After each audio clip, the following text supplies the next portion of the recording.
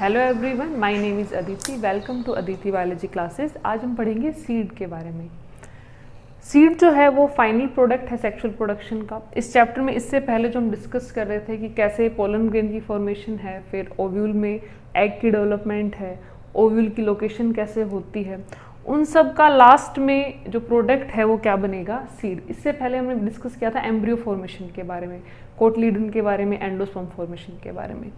अब जो सीड है एक्चुअल में वो फाइनल प्रोडक्ट है किसका, सेक्सुअल रिप्रोडक्शन का। तो कभी भी आपने जो भी सीड देखा होगा सिंपल फॉर्म में, कोई भी आप सीड जैसे बीन शेप का देखें या फिर आप जैसे जो गेहूं वगैरह होता है उसका सीड वगैरह देखें, तो उनमें आपको ऊपर कुछ लेयरिंग किसी में बहुत हार्ड दिखाई देती है, किसी में काफ़ी कम सी होती है, तो वेरी कर सकता है। तो इसमें सबसे पहले है कि जो सीड है वो दो टाइप की है, एल्ब्यूमिनस और नॉन एल्ब्यूमिनस। इसको आप ऐसे याद रखें। एल्ब्यूमिनस वो सीड हैं जिनमें एंडोस्पर्म बचा रह जाता है, मतलब एम्ब्रियो की डेवलपमेंट के बाद में उसमें एंडोस्पर्म बचा रहता है। ये हमने कल डिस्कस भी किया था। इसमें एग्जांपल है वीट, मेज, बार्ले और कैस्टर। नॉन एल्ब्यूमिनस वो हैं जिनमें एम्ब्रियो कंप्लीट कंज्यूम कर लेता है एंडोस्पर्म को, उसमें कोई भी एंडोस्पर्म नहीं बचता, कोटिलिडन होती है सिर्फ। तो पी और ग्राउंडनट इसके एग्जाम्पल हैं।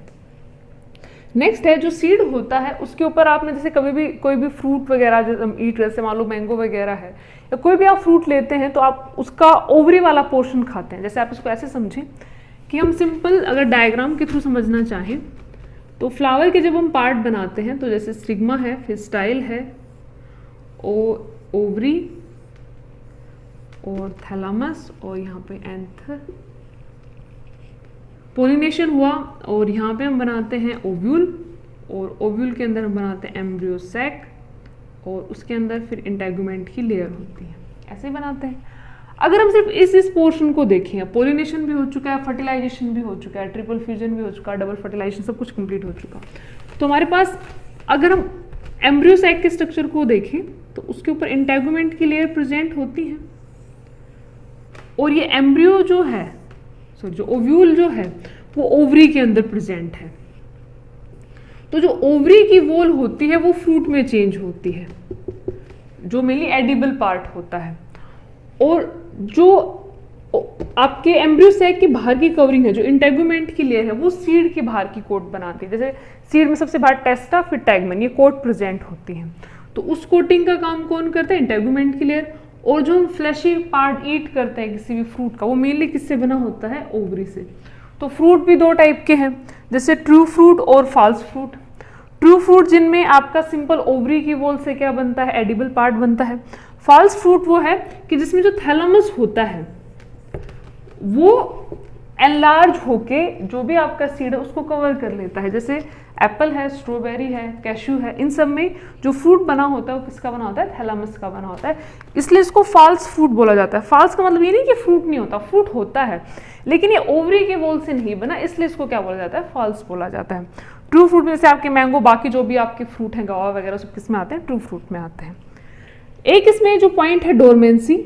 डोरमेंसी का मतलब होता है कि डोरमेंट स्टेज में चले जाना, मतलब सुप्त अवस्था में चले जाना, कि जिस पर्टिकुलर स्टेज में जो भी सीड है वो उसकी मेटाबॉलिक एक्टिविटी के साथ बिल्कुल लो स्टेज में होता है, मतलब उसमें कोई मेटाबॉलिज्म एक्टिविटी नहीं होती। उसमें जो वाटर कंटेंट है वो 10 to 15% आपकी मॉइस्चर के साथ होता है। मास का मतलब जो टोटल मास उसमें 10 to 15% आपकी मॉइस्चर बना रहता है। तो इससे क्या होता है कि एक तो जर्मिनेट नहीं होता और काफ़ी टाइम तक वो, जब तक एम्ब्रियो पूरा डेवलप नहीं हो जाता तब तक सीड आपका ऐसे फॉर्म में रहता है कि वो जर्मिनेट ना करे। जब और जर्मिनेट कब करेगा, जब उसको फेवरेबल कंडीशन मिलनी शुरू होंगी। इसके अलावा इसको थोड़ा ऐसे भी याद रखें कि कभी कभी यार सीजन अगर नहीं होता और फिर भी फेवरेबल कंडीशन है तो भी सीड आपका जर्मिनेट नहीं करता किसी प्लांट में। तो सीड जो है वो फाइनल प्रोडक्ट हुआ सेक्सुअल प्रोडक्शन का। इसमें फ्रूट के अंदर ही बनता है। तो फ्रूट किससे बना, ओवरी की वॉल से। सीड जो है वो किससे बना, आपके ओव्यूल से। इसमें जो इंटेगुमेंट की लेयर है वो क्या बना रही है, इसकी जो सीड की जो कोटिंग है बाहर की, टेस्टा टैगमन वो। और जो ये वाला रीजन है माइक्रोपाइलर रीजन, ये हमने कल डिस्कस भी किया था कि पोर की तरह ओपन हो जाता है जिससे बाहर एम्ब्रियो आता है जब भी जर्मिनेशन शुरू होता है। और जो डोरमेंट पीरियड होता है उसमें जो वाटर कंटेंट है वो काफ़ी रिड्यूस हो जाता है। इसमें जो हॉर्मोन्स भी होते हैं वो मेरे जैसे एब्सिसिक एसिड टाइप के हॉर्मोन सिक्रेट होते हैं ताकि जो आपका सीड है वो जर्मिनेशन करना शुरू ना करे। इसके अलावा आपने कभी देखा भी होगा जो सीड होते हैं उनकी जो कवरिंग होती है वो काफ़ी हार्ड होती है। जैसे आप कोई भी सीड, नॉर्मल सीड ऑब्जर्व करेंगे तो उसमें जो बाहर कवरिंग मिलेगी वो काफ़ी कभी बहुत हार्ड सा स्ट्रक्चर आपको दिखाई देता है। जैसे आप मैंगो वगैरह का अगर सीड का पार्ट देखें तो उसमें जो बाहर कवरिंग होती है वो काफ़ी आपको हार्ड दिखाई देती है। इसी तरीके से जैसे आप सिंपल ऑब्जर्व करना चाहें व्हीट वगैरह को, तो उसमें आपको कवरिंग इतनी हार्ड दिखाई नहीं देती, कंपेरेटिवली क्या होती है आपको उससे सॉफ्ट दिखाई देती है। तो वेरी कर सकता है कि इंटेगुमेंट की लेयर कितनी हार्ड बनेगी, वो सीड को जर्मिनेशन के लिए किस टाइप का एनवायरनमेंट चाहिए। नेक्स्ट है पार्थिनोकार्पिक। पार्थिनोकार्पिक वो फ्रूट हैं, पार्थिनो जो वर्ड है उसका मतलब होता है मेनली वर्जिनिटी, जो मतलब बिना फर्टिलाइजेशन के बनते हैं। तो वो फ्रूट जो बिना फर्टिलाइजेशन के बन जाए वो क्या है आपके पार्थिनोकार्पिक फ्रूट, जैसे आपका बनाना। तो सीड जो है उसको इतना इंपॉर्टेंट क्यों माना जाता है, क्योंकि सीड अगर नहीं होगा तो नेक्स्ट जनरेशन शुरू नहीं हो सकती। तो सीड को कैसा बनाया जाता है कि जैसे हमने पोलन ग्रेन को पढ़ा था कि पोलन ग्रेन को जब ट्रांसफर किया जाता है तो उसको प्रोटेक्शन देके भेजा जाता है ताकि वो अलग अलग एनवायरमेंटल कंडीशन में सर्वाइव कर सके, और जब पर्टिकुलर स्टिग्मा जो उसके साथ स्पीसीज से मैच करता है उसके साथ क्या कर सके, वो जर्मिनेट कर सके। सेम उसी तरीके से जो सीड होते हैं, जब भी कोई प्लांट सीड बनाता है तो उसके डिस्पर्सल का मैकेनिज्म वो डिफरेंट रखता है। जैसे आप इसको सिंपल समझ सकते हैं कि सीड को डिस्पर्स क्यों किया जाता है। जैसे हम ऐसे सोचें कि आप जो भी फ्रूट्स खाते हैं, मान लो आप एप्पल है या मैंगो कुछ भी फ्रूट खाते हैं, तो वो जो इतना मीठा सा पार्ट उसका होता है या कभी कभी खट्टा भी हो सकता है, वो पार्ट प्लांट किसके लिए बनाते हैं, तो एक्चुअल में वो बनाते हैं एनिमल्स के लिए ही है। लेकिन क्यों बनाते हैं, अपने फ्रूट को दूर दूर डिस्पर्स करने के लिए। होता क्या है कि जैसे हम अगर फ्रूट खाते हैं तो उसमें क्या होता है कि हम फ्रूट को जो गुठली वगैरह हिस्सा होता है जिसको हम सीड बोला जाता है उसको हम कभी पेट के अंदर नहीं लेके जाते, कभी कभी गलती से वो जा भी सकता है। लेकिन नेचर में जैसे आप कभी देखेंगे मंकी वगैरह को ऑब्जर्व करें तो वो एक पेड़ पर जाएंगे, एक फ्रूट को तोड़ेंगे, फिर उसको थोड़ा आधा खाएंगे, आधा फेंक देंगे, फिर दूसरे प्लांट पर जाएंगे, फिर दूसरे पेड़ पर जाएंगे। ऐसे उनकी हैबिट होती है, थोड़ी शरारती हैबिट भी है, लेकिन साथ में इंस्टिंक्ट भी उनमें इसी टाइप का है कि वो फैला देते हैं दूर दूर तक। इसके अलावा आपने कभी जो तोता होता है पैरट, उसको ऑब्जर्व किया हो, वो हमेशा आधे आधे खाता है फ्रूट, आधा फ्रूट खाएगा, आधा उसको छोड़ देगा, फिर आधा खाएगा, फिर आधा छोड़ देगा, काट काट के दूर दूर लेके जाते हैं। तो रीजन क्या है उसका कि ये सब डिस्पर्सल में हेल्प करता है कि जो सीड होते हैं दूर दूर तक फैल जाते हैं। इसके अलावा जैसे कुछ जो सीड होते हैं बहुत लाइट वेट के होते हैं, जैसे ऑर्चिड जो सीड है, ऑर्चिड के जो सीड होते हैं, कल हमने थोड़ा सा पढ़ा भी था कि ऑर्चिड के जो सीड होते हैं मेनली फंगस वगैरह पर ग्रो करते हैं नेचर में, क्योंकि उनका खुद का एंडोस्पर्म नहीं होता। तो ऑर्चिड में सीड काफ़ी सारे नंबर में बनते हैं। तो जैसे पोलन ग्रेन काफ़ी सारे नंबर में बनते हैं तो दूर तक डिस्पर्स होते हैं, तो सेम ऑर्चिड जो काफ़ी सारे सीड बना ताकि उनको दूर दूर तक वो फैला सके। इसके अलावा आपने बरगद का पेड़ देखा हुआ, उसके सीड देखे होंगे। जो पीपल का पेड़ है जो फाइकस रिलीजियोसा है, उसका जो सीड आपने देखा होगा, तो आप एक सिंपल डॉट भी शायद क्या हो थोड़ा उससे साइज में बड़ा, उससे भी छोटे साइज का सीड होता है। तो जो भी आपके सीड बहुत छोटे साइज के, उनका नंबर क्या होता है बहुत ज़्यादा। इसके अलावा जैसे बर्ड्स वगैरह आप ऑब्जर्व करो, जो भी आपके फ्रूट ईटर होते हैं, जो भी फ्रूट वगैरह पर फीड करते हैं, तो मेनली सीड को साथ ही अपने गट में लेकर जाते हैं। तो होता क्या है कि जब कोई भी आपका एनिमल है या बर्ड है जो किसी फ्रूट पर फीड कर रहा है और उसके सीड को अपने अंदर लेके जा रहा है, तो जब सीड उसके स्टमक में और इंटेस्टाइन में जाता है, तो स्टमक में एसिडिक मीडियम है, आपके इंटेस्टाइन में बेसिक मीडियम है, ये सब जो मीडियम है वो सीड कोट को सॉफ्ट करने में हेल्प करते हैं, तो ताकि आगे जब सीड का जर्मिनेशन हो तो उसको प्रॉपर एनवायरनमेंट मिल सके। साथ में जो फीकल मैटर है वो उसको खाद प्रोवाइड करता है मैन्योर की फॉर्म में। तो जो उनका एक मैकेनिज्म है कि कोई भी एनिमल ऊपर फीड करेगा और फिर एनिमल का लोकोमोशन तो होता ही है, तो एनिमल एक जगह से दूसरी जगह पर ट्रैवल करके जाएंगे तो सीड को दूर दूर तक फैला देते हैं। तो प्लांट जो फ्रूट फॉर्मेशन करते हैं उनका मेन रीजन ये है कि कोई भी ऑर्गेनिज्म उनकी तरफ अट्रैक्ट हो, उनके फ्रूट पर फीड करे, और उनका फ्रूट या तो वो अपनी एक्टिविटी के थ्रू जैसे मंकी वगैरह फैला देते हैं, या फिर उनकी गट के थ्रू, जैसे बाकी सारे एनिमल्स भी हैं, मंकी भी हैं उनमें, वो उनको गट के थ्रू अलग अलग पॉइंट पर जो उनका फीकल मैटर है वो उसको डिस्पर्स करने में हेल्प करे। तो ये सब नेचर में और आप फॉरेस्ट में ऑब्जर्व भी कर सकते हो। इसके अलावा डिस्पर्सल के काफ़ी दूसरे मैकेनिज्म हैं। जैसे मान लो कोई प्लांट बहुत जहरीला है, अब उसके पास जाना कोई पसंद नहीं करता, जहरीला है तो कोई ना उस पर फीड करेगा ना उसके पास जाने की कोशिश करेगा, तो वो क्या करें, तो उन्होंने क्या किया, विंग्स बनाने शुरू कर दिए। विंग्स इन द सेंस कि आप उसको ऐसे समझें जैसे कैलोट्रोपिस है, कैलोट्रोपिस का जो सीड होता है उसमें जब डिस्पर्सल होता है तो मेनली उसमें डिस्पर्सल होता है जब मई जून का टाइम होता है, जब बहुत काफ़ी गर्म हवाएं चलती हैं, उस टाइम इसका डिस्पर्सल होता है। तो आपने देखा होगा कि उसका जो सीड होगा उसमें ऐसे ऐसे से आपको स्ट्रक्चर दिखाई देंगे। हमने एक बार पहले एक वीडियो में डिस्कस भी किया है। तो उसमें यहाँ पर सीड होगा और यहाँ पर ऐसे रेशे रेशे से आपको अपीयर होंगे, और ये बहुत लाइट वेट होते हैं, मतलब इतने लाइट वेट होता है कि अगर थोड़ी सी भी विंड होगी तो काफ़ी ऊपर तक इसको लेके जाती है। और पर्टिकुलर सीजन में जो भी डेजर्ट एरिया के आसपास रहते हैं या सेमी ड्राई एरिया के आसपास रहते हैं वो इनको ऑब्जर्व भी करते हैं, घर में भी आ जाते हैं, हवा के साथ आ जाते हैं।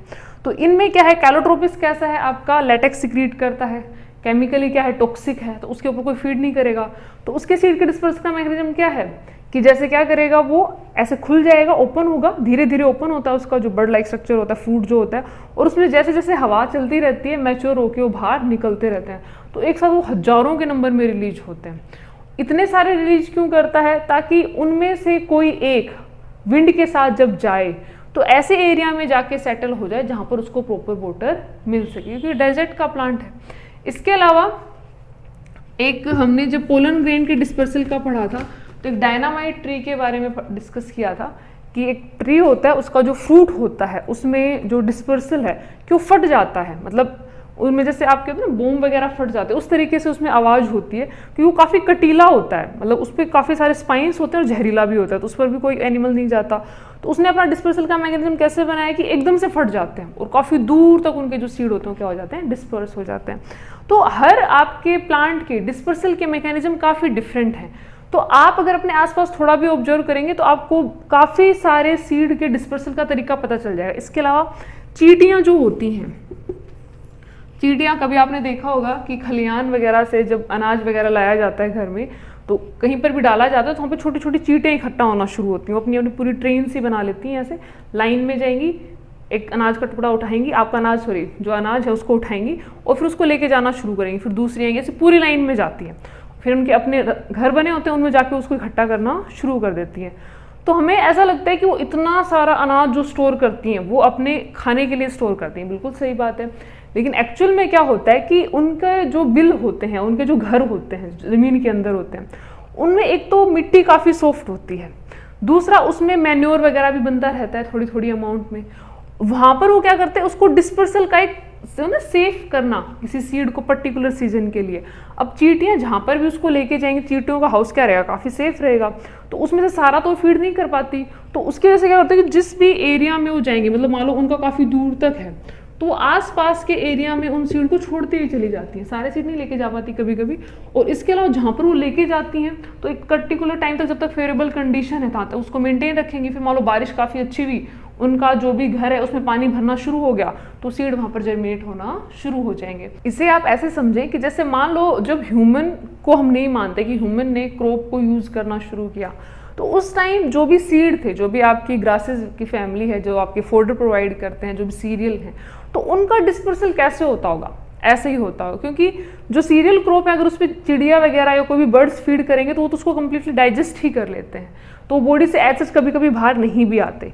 तो उसमें एंट भी साथ में डिस्पर्सल में हेल्प करती है। तो आप अपने आसपास ऑब्जर्व करें थोड़ा सा, जो भी डिफरेंट टाइप के प्लांट है कि उसके आसपास कौन से टाइप के एनिमल और बर्ड्स विजिट ज़्यादा करते हैं, किस पर्टिकुलर सीजन में उनकी जो विजिटिंग आवर होते हैं वो क्या होते हैं, ज़्यादा होते हैं। तो आप आराम से अंदाजा लगा लेंगे कि ये इसको सीड डिस्पर्सल में या पोलन ग्रेन के माइग्रेशन में या पोलन ग्रेन को फैलाने में कैसे हेल्प करेंगे।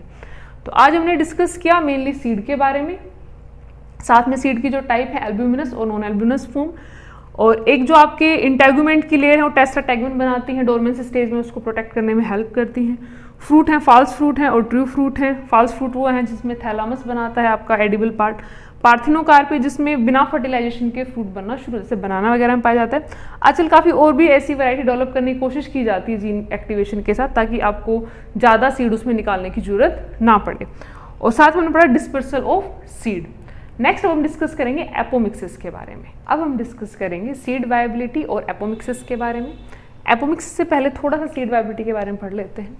सीड वायबिलिटी का मतलब है कि जब सीड को डिस्पर्स किया गया किसी भी मैकेनिज्म के थ्रू, एयर के थ्रू या किसी एनिमल के थ्रू, वाटर के थ्रू, इंसेक्ट के थ्रू, तो कितने टाइम तक वो वायबल रहता है, तो वो डिपेंड करता है सीड के ऊपर, वो किस पर्टिकुलर प्लांट स्पीसीज से बिलोंग करता है। तो ये मंथ्स तक भी हो सकता है, कुछ मंथ तक वाइबिलिटी रहे, ईयर तक भी हो सकता है, ऐसा भी हो सकता है कि कुछ आपके दिनों की वाइबिलिटी ऐसा भी एग्जिस्ट करता है। लेकिन जो आपके एनसीईआरटी में कुछ एग्जाम्पल दिए हुए हैं कि जिनमें एक्सट्रीम वाइबिलिटी की कंडीशन पाई जा रही है, जैसे ल्यूपिनस आर्कटिकस आर्कटिक टुंड्रा में मिला था। ल्यूपिनस आपकी लुपाइन का एक वो है टाइप, तो इसमें 10,000 साल पहले तक का माना है कि 10,000 साल पहले का सीड और अभी तक ये क्या है, वाइबल है। फिर 2005 में इसको ग्रो करके भी देखा गया था, तो ये ग्रो हुआ था। तो ऐसा माना जाता है कि जो वाइबिलिटी होती है वो ईयर से, मतलब 1 साल से 2 साल से लेकर हजारों सालों तक हो सकती है। दूसरा इसी तरह एग्जाम्पल है फोनिस डक्टाइलीफेरा, 2000 साल पुराना है, डेड सी के आसपास मिला था। डेड सी जो इजराइल वाला पार्ट है उसके आसपास। तो ये जो एग्जाम्पल हैं वो ये शो करते हैं कि जो सीड है उसकी जो कवरिंग है वो कितने टाइम तक एक एम्ब्रियो को वाइबल फॉर्म में रख सकती है। तो ये आपका स्पीसीज टू स्पीसीज वेरी कर सकता है, ये कुछ आपके एक्सेप्शन के साथ एग्जाम्पल है। नेक्स्ट हम डिस्कस करते हैं एपोमिक्सिस के बारे में। एपोमिक्सिस जो है एक्चुअल में एक मेथड है किसका प्रोपेगेट करने का, एसेक्सुअल ही मेथड है, लेकिन इसमें एक्चुअल में फर्टिलाइजेशन की वजह से सीड नहीं बनता, बिना फर्टिलाइजेशन के ही सीड बनता है। मतलब ये नकल करता है किसकी, सेक्सुअल प्रोडक्शन की, कि एम्ब्रियो सैक का या फिर उस पर्टिकुलर ओवरी के किसी रीजन का जो कोई पार्ट, जैसे न्यूसेलस की कोई सेल है या कोई भी सेल है, वो एक सीड के फॉर्म में डेवलप होना शुरू हो जाएगी बिना मियोसिस के अंदर गए हुए। तो उससे क्या होगा कि जो सीड तो बनेगा लेकिन एग्जैक्टली किसके जैसा होगा, बिल्कुल अपने पेरेंट की वेरिएशन के साथ, मतलब जैसा उसका पेरेंट था वैसा का वैसा बनेगा।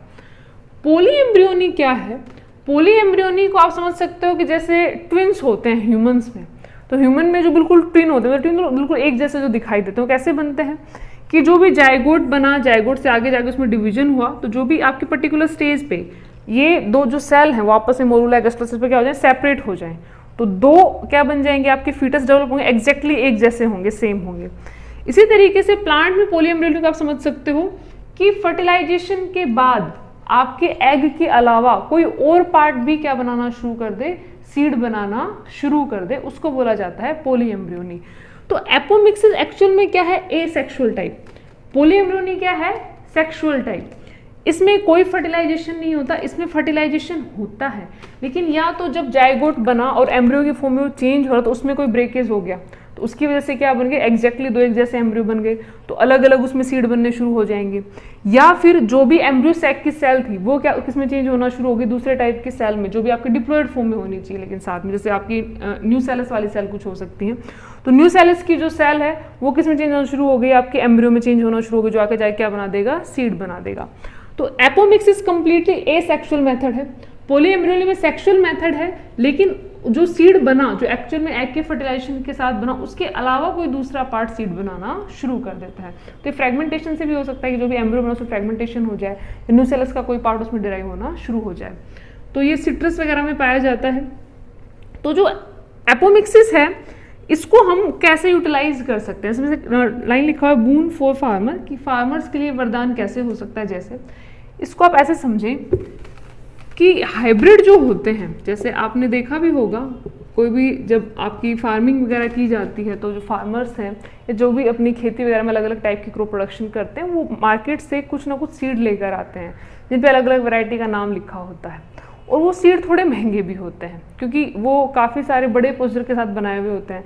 जैसे हाइब्रिडाइजेशन का प्रोसेस आपने थोड़ा बहुत अगर पढ़ा होगा तो उसमें होता है ना कि आपका प्लांट लिया जाता है, एक दो प्लांट सेलेक्ट किए जाते हैं, उनको आपस में किया जाता है, कैरेक्टर को मिक्स किया जाता है, फिर उनके जो ट्रेट हैं वो सेलेक्ट किए जाते हैं। ऐसा काफ़ी लंबा प्रोसीजर होता है। फिर उनको जहाँ पे वो लैब होती है, वहाँ पर जो फील्ड होता है वहाँ पे डेवलप किया जाता है, फिर उसमें से जो अच्छी वैरायटी होती है वो निकाली जाती है।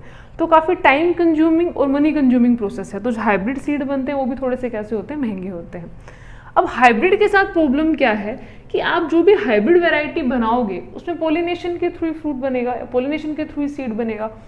अब पोलिनेशन के थ्रू बनेगा तो पोलिनेशन में तो कोई भी वैरायटी आ सकती है ना, जो भी आसपास की फील्ड में ग्रो किया है वो भी आ सकती है। तो नेक्स्ट जनरेशन में, उससे नेक्स्ट जनरेशन में जो सीड बनेगा उसमें अपने पेरेंट्स से क्वालिटी क्या हो सकती है, कम हो सकती है। तो उसकी वजह से जो भी हाइब्रिड होते हैं वो हर साल प्रोड्यूस करने होते हैं। तो फार्मर को हर साल क्या होना होता है कि जो भी अनाज या बीज होता है वो खरीदना होता है। अगर हमें किसी पर्टिकुलर, जैसे मान लो आपकी वीट की वैरायटी, हमने एक बहुत अच्छी कोई वैरायटी डेवलप कर ली और उसमें जो ओन है उसकी लेंथ भी काफ़ी ज़्यादा है और सीड का साइज़ भी बड़ा है और टेस्ट भी अच्छा है और उसमें विटामिन का लेवल भी ज़्यादा बढ़ा हुआ है, और वो मान लो बाय म्यूटेशन या किसी वजह से हमें वो मिल गई है या फिर हमने वो बना लिया है, हम उसको मेंटेन करना चाहते हैं, तो मेंटेन कैसे कर सकते हैं कि इसमें एपोमिक्टिक जीन को आप क्या कर दो, एक्टिवेट कर दो।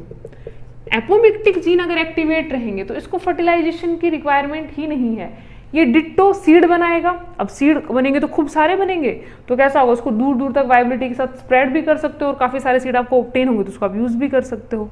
और साथ में क्या नहीं हो रहा, फर्टिलाइजेशन भी नहीं हो रहा, मतलब नई वेराइटी के साथ ही क्या नहीं हो रहे, मिक्स भी नहीं हो रहे। देखो दो चीज़ें हैं, जैसे हम ऐसे समझते हैं कि क्रॉस पोलिनेशन काफ़ी ज़रूरी है क्योंकि वेरिएशन प्रोड्यूस करता है, लेकिन मैं आपसे कह रही हूँ कि कोई ऐसी वैरायटी है कि जिसमें आप वेरिएशन नहीं चाहते, जिसमें आप चाहते हो कि एग्जैक्टली ऐसा ही सीड साइज बने, ऐसा इसका टेस्ट हो, यही इसमें विटामिन वगैरह कंटेंट हो, आप उसको मिक्स नहीं करना चाहते, तो उसके लिए अगर एपोमिक्टिक जीन है उनके बारे में पता चले तो हमें हर साल हाइब्रिड प्रोड्यूस करने की जरूरत नहीं होगी।